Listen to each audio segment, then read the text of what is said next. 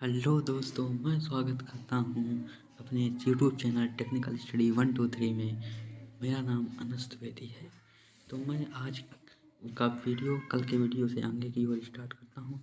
ये मेरा YouTube channel है, इसमें सब्सक्राइब करें। इसका नाम है टेक्निकल स्टडी, ठीक है। टेक्निकल स्टडी 123, ठीक। तो ग्रेविटेशन नामक टॉपिक है। हम यहाँ से आइए तो दोस्तों शुरुआत करते हैं। तो हम पढ़ेंगे गहराई के साथ जी के मान में परिवर्तन, वेरिएशन इन जी पढ़ेंगे विथ डेप्थ एंड हाइट, ठीक। हाइट में तो गहराई के लिए जो होता है वो जी डी बराबर होता है, जी 1 - डी आर होता है।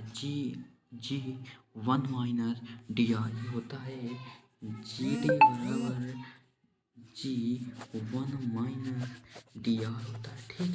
ये होता है गहराई के लिए, ठीक है। ये गहराई के लिए होता है।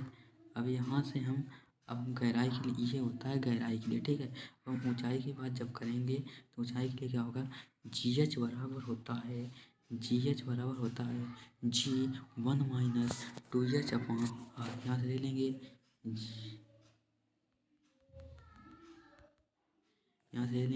जी एच बराबर जी 1 - 2h/r।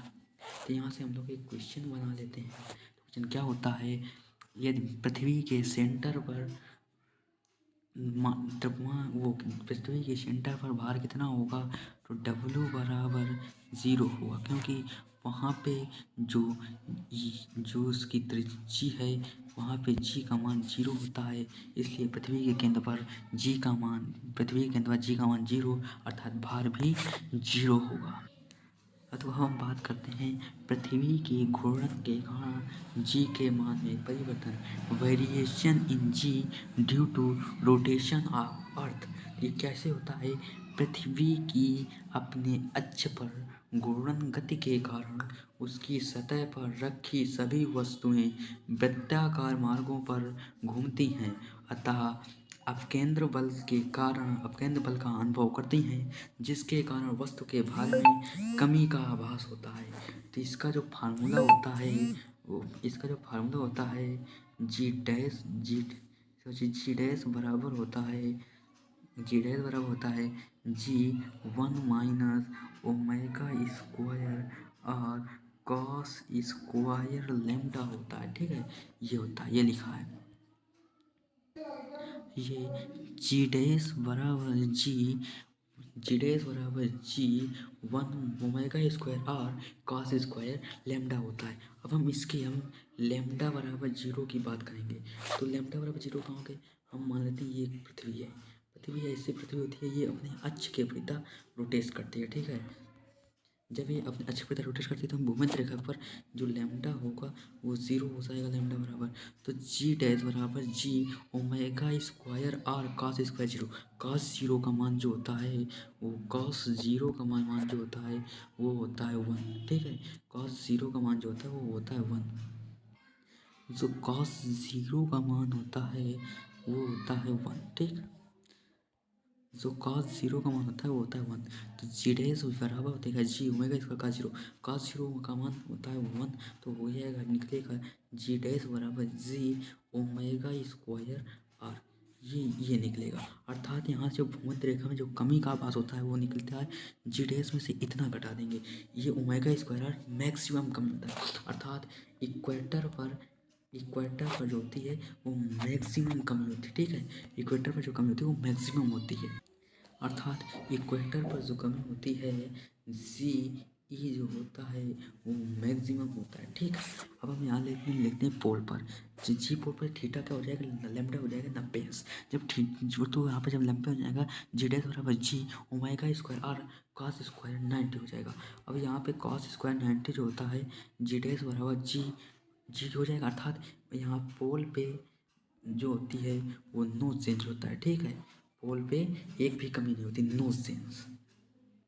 अब हम बात करते हैं पलायन वेग, इसके वेलोसिटी वी ई। ये क्या होता है, पलायन वेग वह न्यूनतम वेग है जिससे किसी पिंड की पलायन वेग वह न्यूनतम वेग है जिससे किसी पिंड को पृथ्वी तल से ऊपर फेंकने के लिए वो पृथ्वी के गुरुत्वीय क्षेत्र को पार कर जाता है और पृथ्वी पर कभी वापस लौट नहीं आता। मान लेते हैं यहाँ से हम फेंकेंगे तो ये हम जब ये जो होता है 11.2 किलोमीटर प्रति सेकंड होता है। अर्थात हम जब किसी को इतने वेग से जब किसी को फेंक देते हैं, जब हम पृथ्वी को से वी बराबर 11.2 किलोमीटर प्रति सेकंड के वेग से जब फेंकते हैं तो वह हमारे गुरुत्वीय क्षेत्र को पार कर जाता है और वह पृथ्वी पर कभी वापस लौट कर नहीं आता। ये वैल्यू मोस्ट इम्पॉर्टेंट है, ठीक है। अब हम इस प्लान वेग का जब यहाँ से मान निकालेंगे तो निकला कि इस पिंड को पृथ्वी की सतह से यानी पृथ्वी की सतह पर आर बराबर इस मात्रा कैपिटल से अनंत दूरी तक ले जाने में किया गया कार्य जो निकालेंगे तो डब्ल्यू बराबर जो होता है प्लस का जी कैपिटल हमें इस मामले में पाना, क्योंकि इसका जो होता है इसकी जो ऊर्जा होती है माइनस का G M capital M small M बटे आर होता है। अब ये माइनस में होती है हमें पृथ्वी की, अब हमें इसके पार फेंकना है तो यहाँ से हमें इतनी ऊर्जा हमें प्लस की देनी पड़ेगी, ये जो हम दे रहे हैं तब यहाँ से ये पृथ्वी से अलग हो पाएगा, ठीक। जब हम इतनी ऊर्जा यहाँ से देंगे तो ये निकलेगा डब्ल्यू बराबर प्लस का जी कैपिटल एम स्मॉल समीकरण पर कंडक्टिव एनर्जी हो जाएगा 1/2 एम वी स्क्वायर होता है, 1/2 एम वी स्क्वायर तो होता है। यहाँ पे प्लान पे की बात करेंगे तो वी ई आ जाएगा, ठीक है। वी जाएगा, दोनों समीकरण को बराबर करेंगे, यम से यम कट जाएगा तो यहाँ से जब निकलेगा, यहाँ से जब मान निकलेगा तो निकलेगा वी ई बराबर √2 G capital M upon are, ये मान निकलेगा, ठीक है। यहाँ से जब यहाँ से इसका ये मान निकल आएगा तो चूँकि हम जानते हैं जो जी बराबर होता है G M upon R square होता है। अब यहाँ से जी एम बराबर निकलेगा जी आर स्क्वायर, ठीक है। अब ये जब जी आर स्क्वायर निकलेगा, ये देखो जी आर स्क्वायर निकला, जब यहाँ से मान रख देंगे तो एक आर से एक आर कट जाएगा तो निकलेगा वी ई बराबर √2 जी आर, ठीक, ये यहाँ से निकलेगा, ठीक है। अब चलिए आइए आगे देखते हैं। अब ग्रहों से संबंधी कैप्लर लॉ देखेंगे। अब यहाँ से कैप्लर लॉ जब देखेंगे तो प्रथम नियम जिसे हम किसे क्या कहते हैं, कक्षा का नियम कहते हैं, किसे कहते हैं, ऑर्बिटल लॉ ऑफ ऑर्बिटल कहते हैं। सभी ग्रह सूर्य के चारों ओर दीर्घ वृत्ताकार कक्षाओं में परिक्रमा करते हैं। सूर्य तथा सूर्य कक्षा के एक फोकस पर स्थित है। जब सभी ग्रह सूर्य के चारों ओर परिक्रमा करते हैं तब सूर्य एक फोकस पर स्थित होता है। अब दो तीन नियम की बात करते हैं। जब द्वितीय नियम होता है, इस नियम के अनुसार सूर्य तथा पृथ्वी को मिलाने वाली काल्पनिक रेखा एक निश्चित समयांतराल में समान क्षेत्रफल पार करती है। यदि हम मान लो ये पूरी पृथ्वी है तो यदि यहाँ से इस जगह से यहाँ तक जाने का समय, इस जगह पर जाने का समय अर्थात T1 बराबर T2 होगा, अर्थात A1 बराबर A2 होगा। यदि A1 बराबर A2 होगा तो T1 बराबर T2 भी। अब जब यहाँ लिखेंगे जब ग्रह सूर्य के सबसे नज़दीक होता है तो ग्रह की चाल अधिकतम होती है तथा जब सूर्य से दूर होता है इसकी चाल न्यूनतम होती है, ठीक है।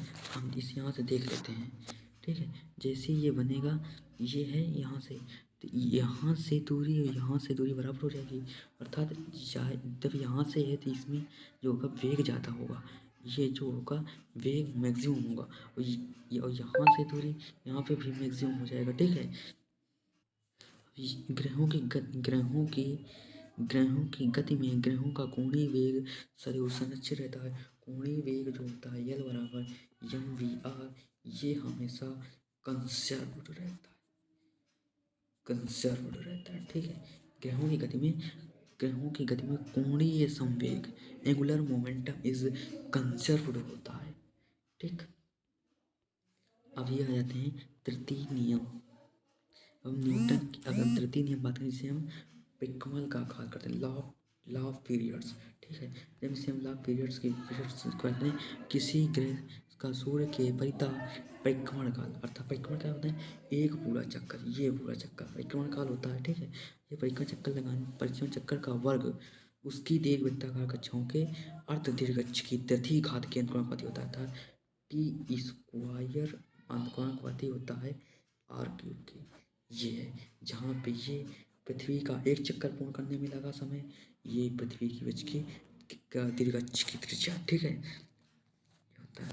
अर्थात केपलर के नियम, जो केपलर के नियम होते हैं वो उपग्रहों के लिए भी सत्य हैं। केपलर के नियम जो होते हैं वो उपग्रहों के लिए सत्य होते हैं। और जो ये आर होता है ये ग्रह और मतलब कि ये ग्रह और सूर्य के बीच की दूरी होती है, ठीक है। तो दोस्तों आज तक के लिए यहीं तक, तो दोस्तों आज यहीं तक रखते हैं। तो ऐसे वीडियो पाने के लिए मेरे चैनल को सब्सक्राइब कर लीजिए एंड मेरे टेलीग्राम चैनल को भी ज्वाइन कर लीजिए, उसकी लिंक आपको डिस्क्रिप्शन पर मिल जाएगी। तो दोस्तों please subscribe my YouTube channel. तो चलो जय हिंद।